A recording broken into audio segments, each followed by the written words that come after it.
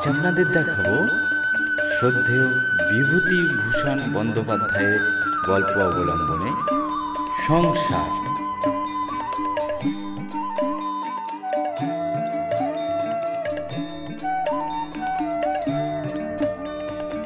এটি আমাদের আলোড়নের পক্ষ থেকে দ্বিতীয় নিবেদন।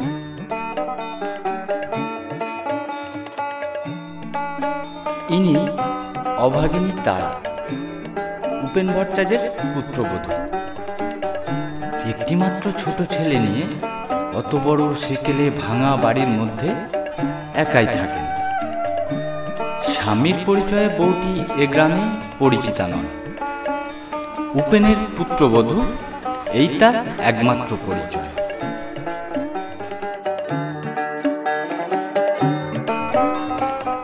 ইনি হলেন তারা স্বামী ভবতারণ ভট্টাচার্য। ভবঘুরে লোক, গাঁজা খেয়ে নেশা করে বাপের যথা সর্বস্ব উড়িয়ে দিয়েছে এককালে। এখন কোথায় যেন সামান্য মাইনেতে একটা চাকরি করে। শনিবারে শনিবারে বাড়ি আসে, আবার কোনো শনিবারে আসেই না। কোথায় না কোথায় ঘুরে বেড়ায়, খেয়ে জানে। যখন যেমন মনে হয় বাড়ি আসার দরকার আসে, আবার চলেও যায় যখন খুশি।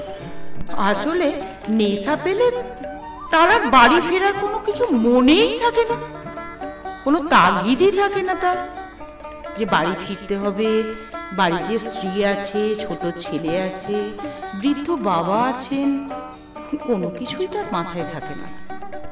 শুধু নেশা করে করে নিজের সংসারটাকে শেষ করে ফেললো একেবারে।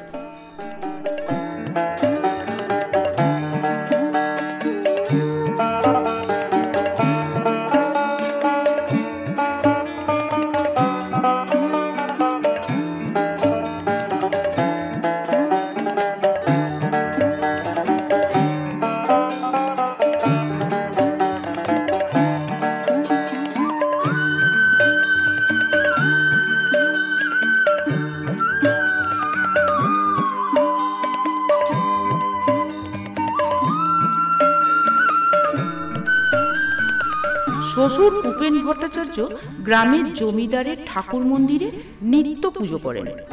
সেখানেই থাকেন, খান। বড় একটা বাড়ি আসেন না তিনিও। ভালো খেতে পান বলে ঠাকুর বাড়িতেই পড়ে থাকেন তিনি। নইলে সকালের বাল্যভোগের লুচি ও হালুয়া, পায়েস, দই, ফলমূল 12 ভূতে লুটে খায় যে। কোনো কোনো দিন সন্ধ্যার দিকে তিনি বাড়ি আসেন। হাতে থাকে একটা ছোট্ট পুঁটুলি, তাতে প্রসাদী লুচি ও মিষ্টি, ফলমূল, একটু বা ক্ষীরের ছাঁচও থাকে তাতে। তার নাতি করুণার বয়স এই 7 বছর। না খেতে পেয়ে সে সর্বদা খাই খাই করছে। যা হয় পেলেই খুশি।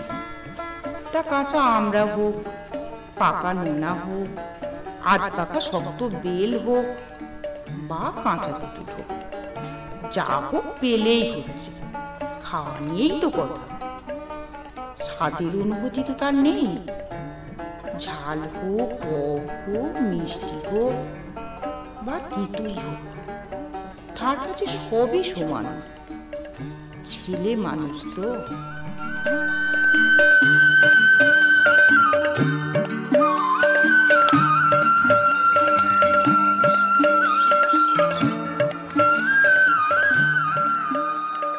করুণা, এই দেখ কি এনেছি। কি ঠাকুর দাদা?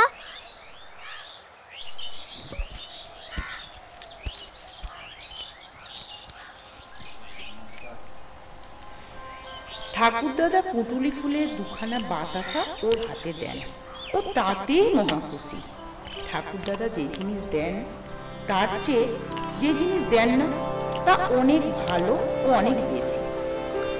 পুটুলির সে অংশে থাকে বৈকালী ভোগের লুচি, কচুরি ইত্যাদি ইত্যাদি। বাতাসা খেতে খেতে ঠাকুরদাদার দিকে ও বোকার মতো চেয়ে থাকে। উপেন ভট্টাচার্য গলায় কাশির আওয়াজ করে পুত্রবধূকে তার আগমন বার্তা ঘোষণা করতে করতে বাড়ি ঢোকেন এবং সটান বাড়ির দোতলায় নিজের ঘরটিতে চলে যান। রোজ তার ঘরটিতে নিজে চাবি দিয়ে বেরিয়ে যান এবং এসে আবার খোলেন। পুত্রবধূকে বিশ্বাস করার পাত্র তিনি নন। বৌমা, ও বৌমা,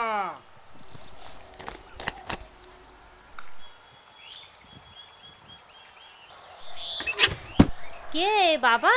একবার ওপরে এসো।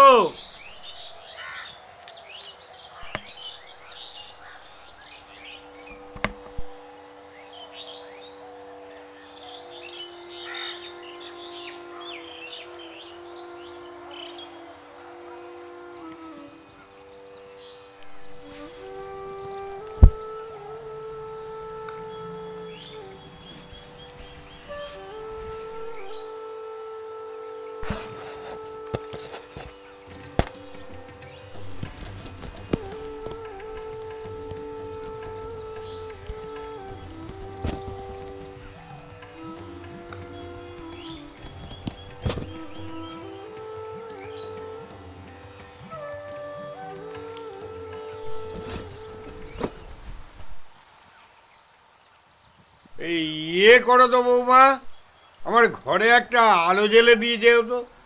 আপনি রাতে কি খাবেন? ভাত রাঁধবো? না, তুমি শুধু খাবার জল দিয়ে যেও 1 ঘটি এর পরে।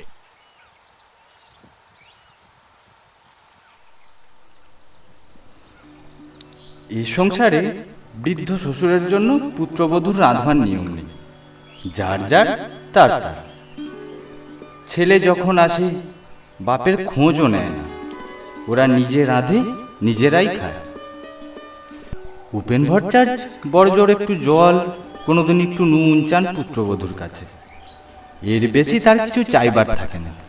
আজ তার জন্য পুত্রবধূর রান্না করার প্রস্তাবে তিনি খানিকটা বিস্মিত না হয়ে পারেননি মনে মনে।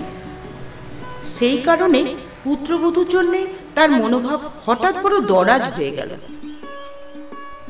তার ফলে যখন আবার সে জলের ঘটি নিয়ে ঢুকলো, তখন তিনি বললেন,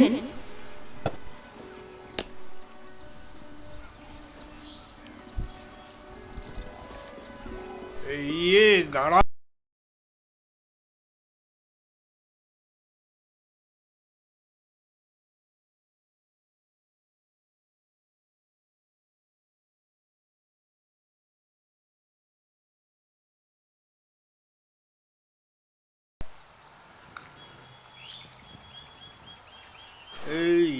করো তো বৌমা, করুণাকে দিয়েছি এই 2খানা লুচি আর একটু মিষ্টি নিয়ে যাও, জল খেয়ে।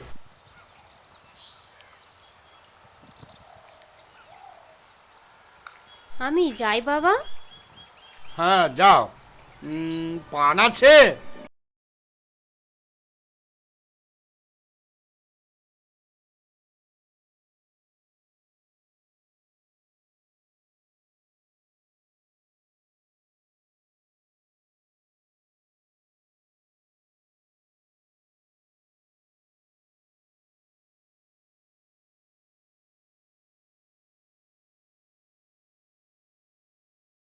খাবার দিয়েছে, পড়ে উঠে খাবে কেমন?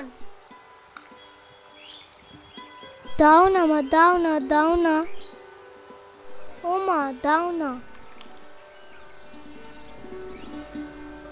সে ছেলেকে লুচি আর মিষ্টি খেতে দিলে, আর নিজের জন্য সামান্য কিছু রেখে দিলে। তার হাতে পয়সা না থাকায় কোনোদিনই রাতে সে কিছু খায় না। করুণার জন্য 2 বেলার চাল 1 বেলাতেই রাঁধা হয়। জল দেয়া ভাত সন্ধ্যের পিদিম জ্বালিয়ে করুণাকে খেতে দেয়, তারপর মায়ের হয়ে শুয়ে পড়ে। নিত্য নক্ষত্র ওঠে আকাশে, নিত্য চাঁদের জ্যোৎস্নায় প্লাবিত হয়ে যায় ওদের মস্ত বড় ছাদটা। ও ছেলেকে নিয়ে অত বড় বাড়ির মধ্যে একখানা ঘরে শুয়ে থাকে। ইঁদুর ফুটখাট করে, কলাবাদুর পুরানো বাড়ির কোণে চটাপট শব্দে ওড়ে। ছাদের ধারের গাছটার ডাল বাতাসে দোলে। কোনো কোনো দিন ওর ছেলের ঘুম ভেঙে যায়। ভয়ে মাকে ঠেলা দিয়ে ঘুম ভাঙিয়ে বলে,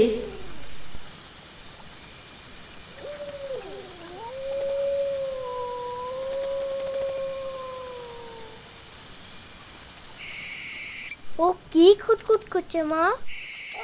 ও কিছু না, তুই ঘুমো। ওই ইঁদুর। বাইরের ছাদে ওই সোনু। ও কিছু না, তুই ঘুমো।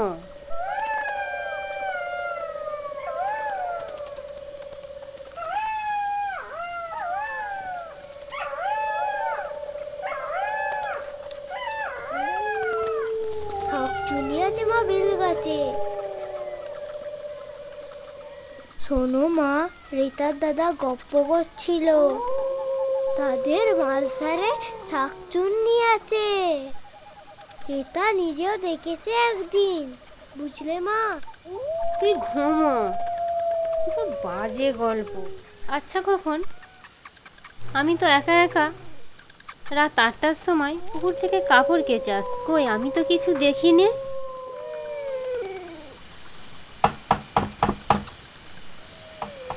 ও মা, ওঠো না, কিসের শব্দ হচ্ছে? তুই বাবার ঘুমোতে দিলে নে। কই, কোথায় শব্দ? কে? আমি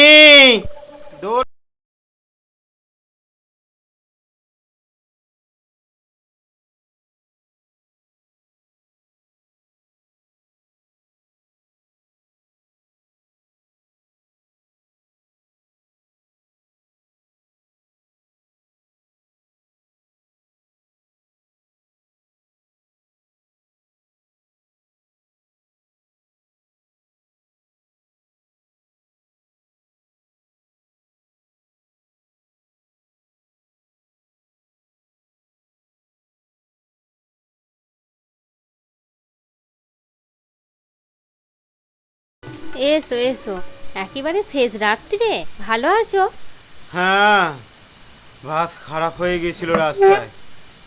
আসতে যা কষ্ট হয়েছে। তালপুকুরের মাঠের মধ্যে বাস খারাপ হয়ে দাঁড়িয়ে রইল রাত 10টা থেকে। এই খানিকটা আগে তখন চললে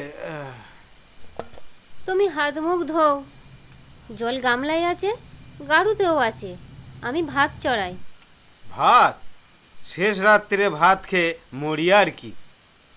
আমার পুটলির মধ্যে সরু চিড়ে আছে, তাই দুটো ভিজিয়ে দাও।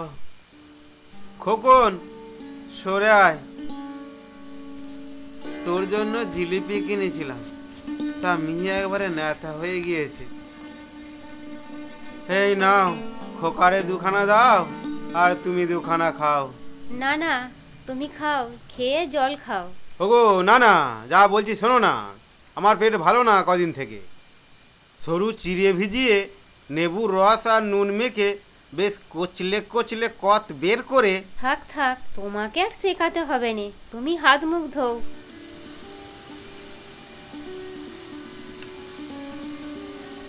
যাব, তার আগে গাড়ুটা একবার দাও দেখি, আর গামছাখানা এখানে রেখে দিও, আসছি আমি। তারা তখনই চিড়ে ভেজাতে দিলে। এরপর স্বামী হাত পা ধুয়ে এসে বসলো। তার সামনে পাথরের একটা বড় বাটিতে করে তারা চিড়ের কপ নুন আর লেবু মিশিয়ে মেখে তাকে খেতে দিলে।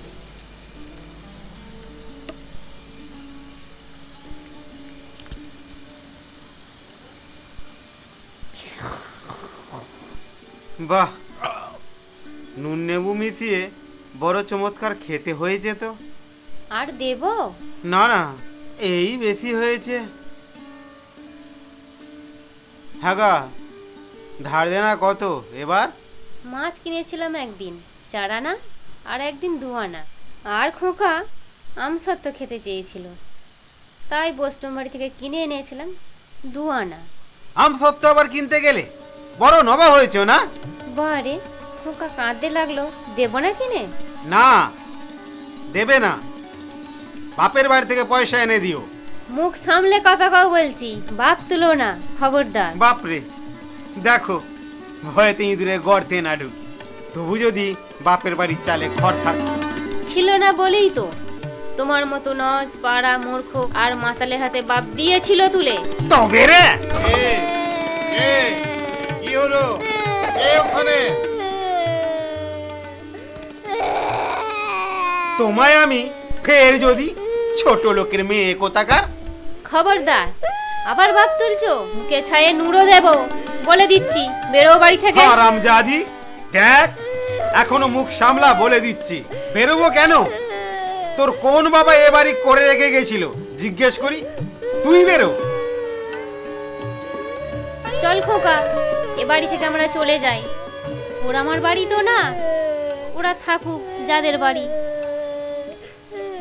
খবরদার, খোকাকে সেও না বলে দিচ্ছি। যা বিহারামজাদি, তো একলা মর্গে যা। খোকা তোর না আমার? বেশ, রাখো খোকাকে, আমি একলাই যাচ্ছি। যা বেরো। মা তুমি যেও না, আমি তোমার সাথে যাব। খোকন কেঁদো না, তোমায় আমি কলকাতা নিয়ে যাব। রেলগাড়ি কিনে দেব, মোটর কিনে দেব। এসো। না এসো। না যাবে না কলকাতায়? না, তুই কি চেঁচামেচি আরম্ভ করেছিস রে ভোর রাত্রি? তুই মানুষ হলি নে, সেই দুঃখে আমি আর বাড়ি আসি না। কেন মিছিমিছি বৌমাকে যা তা বলছিস? আমি ওপর থেকে সব শুনছি নে। তোরই তো দোষ, ও আমার ঘরের লক্ষ্মী। আপনাকে তো কিছু বলিনি, আপনি উপরে যান বাবা। আমাদের কথার মধ্যে কি আপনাকে আসতে বলেছে? আমি যাই না যাই সে তো আমি বুঝবো। আর তুই যে বলছিস বৌমাকে বেরুতে, আমার বাড়ি না তোর বাড়ি? আমি কি আজও বেঁচে নেই? তোর কি দাবি আছে এই বাড়ির মধ্যে? আমি ওপর থেকে সব শুনছি না? বদমাইশ পাজি কোথাকার। আমি মরবার আগে খোকনকে বাড়ি লিখে দিয়ে যাব। কালই আমি যাচ্ছি সদরে, বৌমাকে ওসি করে যাব। তোমার বাড়ির আম্মা ঘুচিয়ে তবেই আমার কাজ। হত ছাড়া বদমাইশ রাত দুপুরের সময়ে এসে ঘরের বউকে বলবে বেরো। মুরদ নেই এক করার। আরে হারাম দাদা, ও ভদ্রলোকের মেয়ে। হারা মাছ কি খায় তার হদিস রাখিস না কেউ রাখে? বেরোতে বলতে লজ্জা করে না? এসো তো খোকন, এসো। চলো বৌমা, ওপরের ঘরে চলো। ঠাকুর দাদা তুমি উপরে যাও, মা বলছে। আমি তাড়ি দেওয়ার কথা আগে মুখে এনেছি না? আপনার গুণধর বৌমা, জিজ্ঞেস করুন তো কে আগে কাকে বেরিয়ে যাওয়ার কথা বলেছে? হ্যাঁ খোকন, বলো তো। আপনার বৌমাই আমাকে বললো না বাড়ি থেকে বেরিয়ে যেতে? কেন? ওর বাবার বাড়ি? হ্যাঁ, ওর বাবারই বাড়ি, আলবাদ ওর বাবার বাড়ি। আরাম দাদা, এর সব কথা মুখে এনেছো যদি, তবে তোমাকে আমি ধুত্তেরি, নিকুচি করেছে এ সংসার। এরপর সে জামাটা গায়ে দিয়ে পকেট থেকে একটা 2 টাকার নোট বের করে বিছানায় ছুঁড়ে দিয়ে বললে, এই দিলাম, ধার দেনা শোধ দিও। আমি এখনই চললাম। দেশলাই কে নিল আমার? কখন ওই দেশলাইটা রয়েছে, দে তো।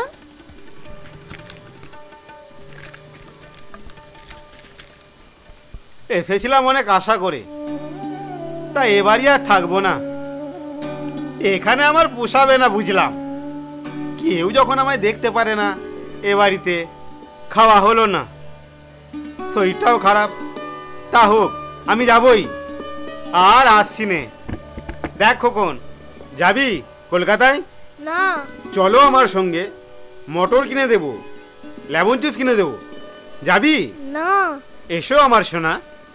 না কেন পাগলামি করছো? বসো, বাইরে এখনো অন্ধকার আছে, কোথায় যাবে? ছি, ছাড়ো আমার হাত। তোমার মতো নিত্যরের সঙ্গে আমি কথা বলিনি, আমি খোকনের সঙ্গে কথা বলছি। রাগ করে না, ছি। ফের আবার? এবার কিন্তু ভালো হবে না বলে দিচ্ছি। আমার গা ছো না, খবরদার। আচ্ছা, ছবো না।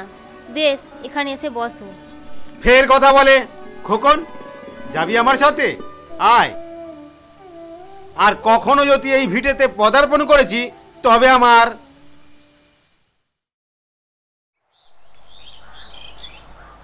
পরের দিন সকালবেলা চারিদিক বেশ রোদে ঝলমল করে উঠেছে।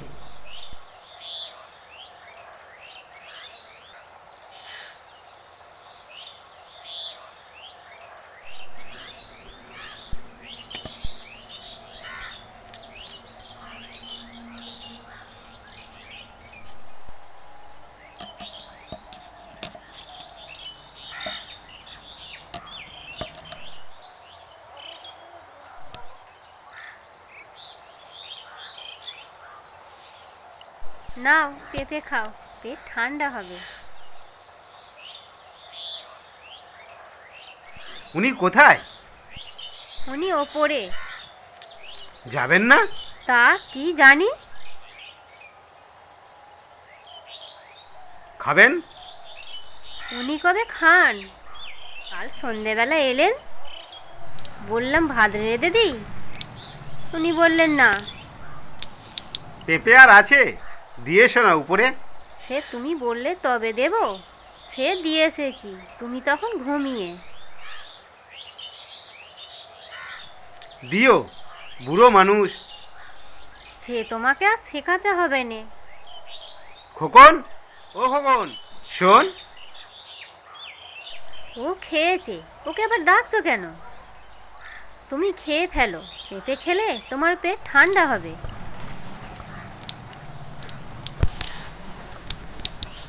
এখন কেমন মনে হচ্ছে? এখনো গোলযোগ যায়নি। ভাতে জল দিয়ে কি বাবা? নুন লেবু মিশিয়ে তাই খাবো।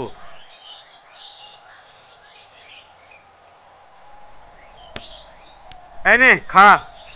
আহা, কেন আবার? তুমি খাও। তেল দাও, নিয়ে আসি। এ ভবতারণ, ভালো পেঁপে, খা। বৌমা, আমি আসি, আজ ওখানেই খাবো। ভবতারণ, আজ আছিস তো? না বাবা, আমি চলে যাব। আপনি আসবেন না বেলা? আচ্ছা, তুই যাওয়ার আগেই আমি ফিরে আসবো। বাবা, কি? এবেলা এখানেই দুটো খাবেন। আপনার বৌমা বলছে কই মাছ আনতে যাচ্ছি বাঁধ আলে, একসঙ্গে বসে অনেকদিন খাইনি। কেমন?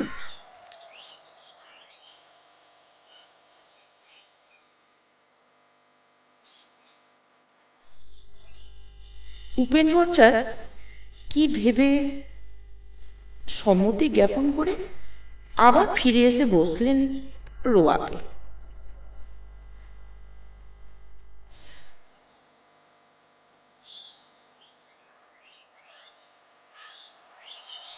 তামাক সেজে দেবো বাবা? দাও দেখি।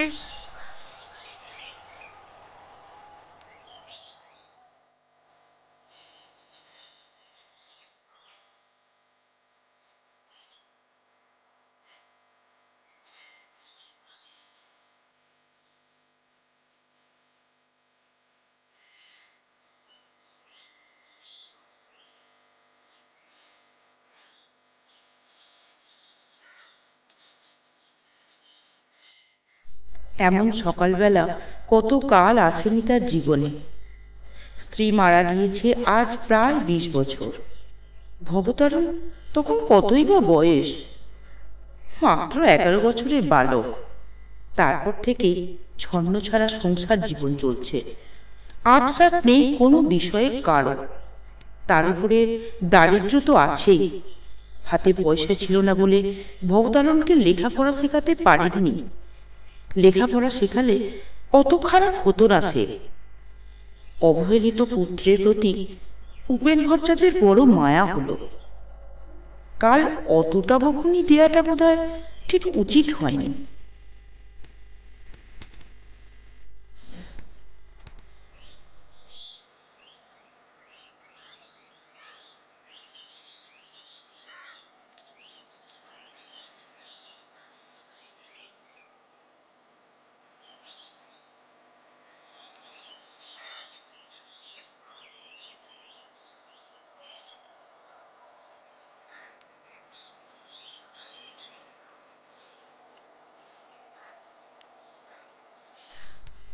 কিছুক্ষণ পর ভবতারণ মাছ নিয়ে বাড়ি ফিরে এসে স্ত্রীকে ডেকে বললে, এই দেখো, কারে বলে জসুরের কই। আধ পোয়ার নামও নেই, পুরো 1 পোয়া 5-6টা। হ্যাঁ, বাবাকে দেখাও।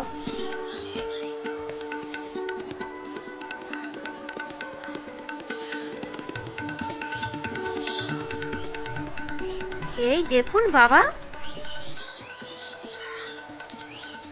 বাবা, তা কত করে ছেড় নিলে? 3.5 টাকা। হবে, যুদ্ধের সময় ছিল ভালো, দিনে দিনে যা হয়ে উঠলো। আজ অনেক দিন পরে পুত্র ও পুত্রবধূ সেবা যত্ন জুটল উপেন ভট্টাচার্যের ভাগ্যে। তেমন একসঙ্গে খাওয়া দাওয়া কত কাল হয়নি। তিনি পড়ে থাকেন মজুমদারদের ঠাকুর বাড়িতে।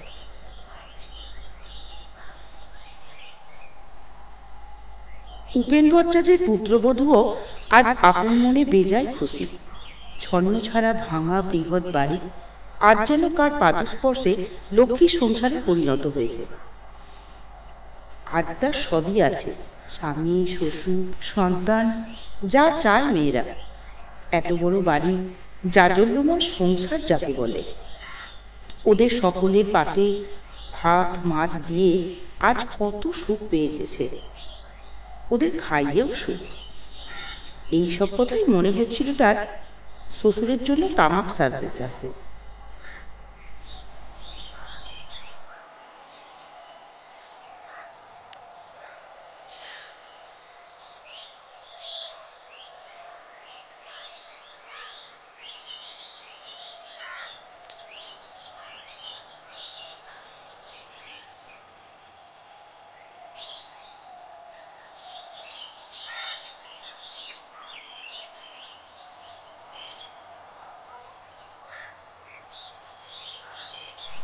আহ, কি আরাম! সব আছে তার, অথচ নেই কিছুই। আজ দিনটা একটা চমৎকার দিন। এমন দিন আবার কবে আসবে কে জানে।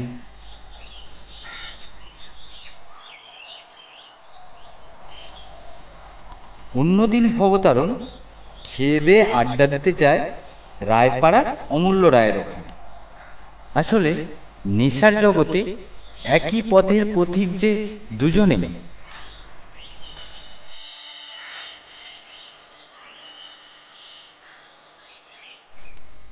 আজ কিন্তু সে বাইরে গেল না।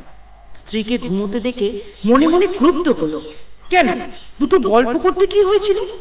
তারাটি কি সে রোজ রোজ পায়? কত কষ্টে থাকি সে এই বাড়িতে একা। সে নিজে অক্ষম স্বামী, কিছু করবার পথ নেই তার সামনে। চা আছে ঘরে? চা করো, বাবাকে দিয়ে এসো, আমিও একটু খাই।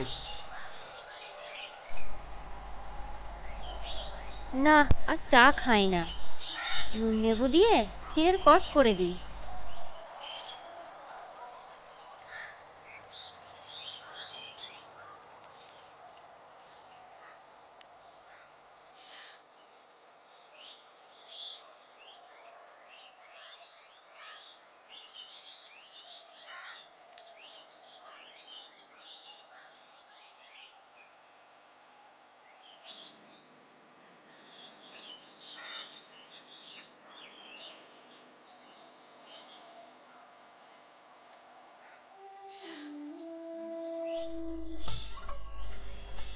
দিবানিদ্রা ভেঙে উপেন ভট্টাচার্য সবে উঠেছেন। এমন শান্তির গভীর ঘুম তিনি কত কাল ঘুমাননি যেন। বড়ই আরাম, বড়ই শান্তির অনুভূতি আজ ঘটল তার জীবনে।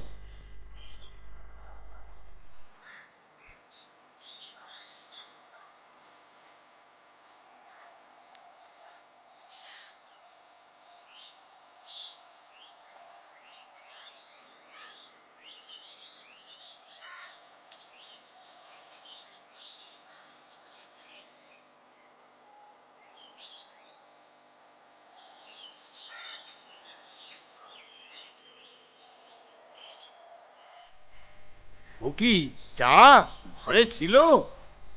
হ্যাঁ ছিল। বেশ বেশ।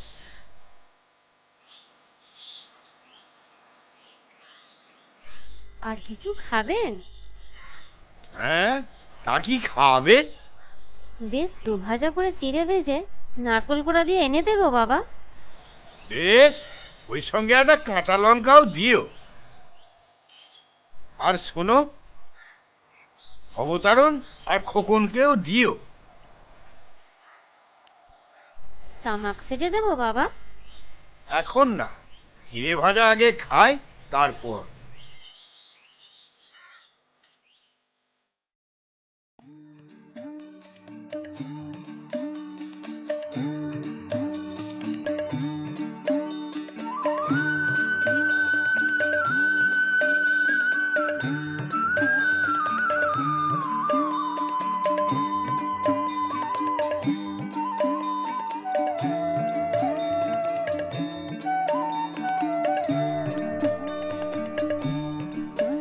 বন্ধুরা, আমাদের দ্বিতীয় প্রকাশিত গল্প আপনাদের কেমন লাগলো তা কমেন্টের মাধ্যমে অবশ্যই জানাবেন। আর যদি আমাদের গল্প আপনার ভালো লেগে থাকে তাহলে শেয়ার করে অপরকে দেখার অবশ্যই সুযোগ করে দেবেন। আপনাদের সহযোগিতা ও উৎসাহই পারে আলোড়নকে সংকল্পের দিকে এগিয়ে দিতে। নাট্যরূপের ভুল ত্রুটি মার্জনা করবেন।